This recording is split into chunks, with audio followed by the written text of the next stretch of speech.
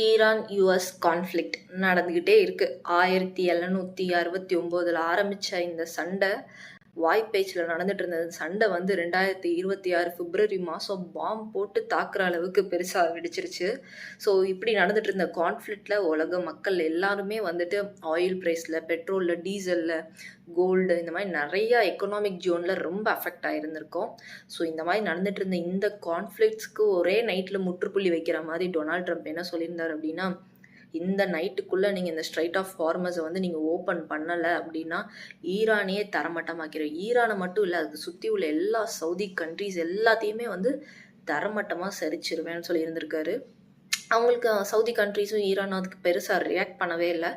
என்ன காமெடியாக ட்விட் பண்ணியிருந்தாங்க அப்படின்னா, ஸ்ட்ரைட் ஆஃப் ஹார்மஸை திறக்கக்கூடிய அந்த லாக்கக்கூடிய கீ தொலைச்சிட்டோம், நாங்கள் கண்டுபிடிச்சிட்டு சொல்கிறோன்ற மாதிரி கேஷுவலாக அவங்க ட்விட் பண்ணியிருந்தாங்க. ஸோ அவங்களுக்கு எந்த மாதிரி பயமும் அந்த இதில் தெரிஞ்சுட்டு வரல. ஸோ இதுக்கடையில் என்ன நடந்துச்சு அப்படின்னா, பாகிஸ்தானோட பிரைம் மினிஸ்டர் ரெண்டு பேருக்கும் இடையில சுமூகமாக பேசி முடிக்கலான்னு சொல்லிட்டு 2 வீக்ஸ்க்கு இந்த வாரை ஹோல்ட் பண்ணி வச்சுருக்காங்க. இந்த 2 வீக்ஸ்க்கு ஹோல்ட் பண்ணுற இந்த டைம் கேப்பில் Iran strait of Hormuz open பண்ணி விட்றேன்னு சொல்லியிருக்காங்க. அதே மாதிரி யூஎஸ் ஈரான் ஒரு சில கட்டளைகள் இதெல்லாம் எங்களுக்கு பண்ணி கொடுக்கணும்னு சொல்லிட்டு ஒரு சில இது வச்சுருந்தாங்கல்ல, ஸோ அதை எல்லாத்தையும் நாங்கள் பண்ணி கொடுக்குறோன்னு சொல்லி யூஎஸ் வழிக்கு வந்திருக்காங்க. ஸோ இது எந்த அளவுக்கு எப்படி நெக்ஸ்ட்டு போக போகிறதுன்றது தெரியல.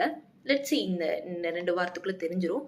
ஆனால் இருந்தாலும் நெக்ஸ்ட் என்ன நடக்க போகுது அப்படின்னா, ஏப்ரல் 10 இஸ்லாமாபாத்தில் ஒரு பெரிய டாக்ஸ் நடக்க போகுது.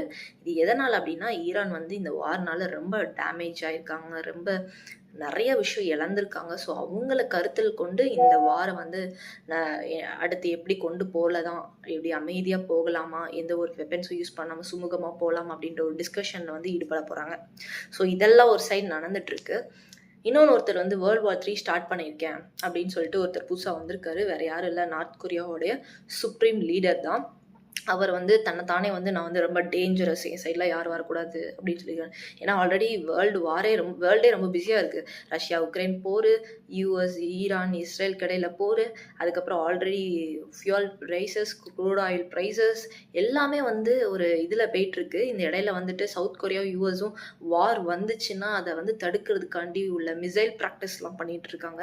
ஸோ ஒவ்வொரு கண்ட்ரீஸும் நாளாக பெருசு, இந்தியாவும் நம்ம ஒரு நியூக்ளியர் வெப்பன் லான்ச் பண்ணியிருக்கோம், எல்லோரும் பெருசுன்ற மாதிரி ஒவ்வொரு கண்ட்ரிஸும் காமிச்சிட்டு இருக்காங்க. ஸோ அதை மேக் ஓவர் பண்ணுறதுக்காண்டி நார்த் கொரியாவில் உள்ளவரும் நாங்களும் கொஞ்சம் டேஞ்சரஸான ஆளுங்க தான் சொல்லிட்டு சும்மா ஒரு மிசைலை ஜப்பான் ஓரமாக போட்டுட்ருக்காரு. அதனால் ஜப்பானுக்கு எந்த மாதிரி ஒரு டேமேஜும் இல்லை. இவரை அவரோட பீப்புள்ஸ்க்கு நாங்களும் ஸ்ட்ராங்காக தான் இருக்கோம், நாங்களும் ஒரு டேஞ்சரஸான ஆளுங்க தான் அப்படின்னு சொல்லாமல் சொல்லியிருக்காங்க. So let's wait and watch April 10 நடக்க போகிற அந்த டாக்ஸை பற்றி உங்களுக்கு தெரியும்னா stay updated with my video.